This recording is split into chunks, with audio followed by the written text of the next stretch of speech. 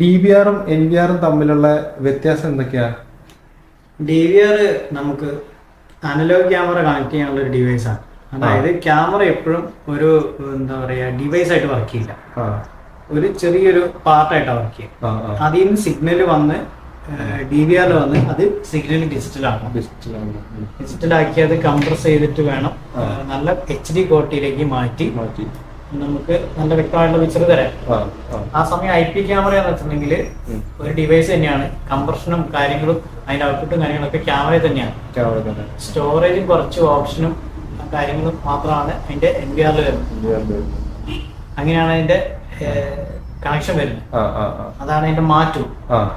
അതായത് NVR-ൽ നമ്മൾ ഈ കണക്ഷൻ വെച്ചിട്ടാണ് ക്യാമറ കണക്ട് ചെയ്യുന്നത്. DVR-ൽ നമ്മൾ ഈ ഒരു പിന്നാണ് വരിക, ഇങ്ങനത്തെ പിന്നെ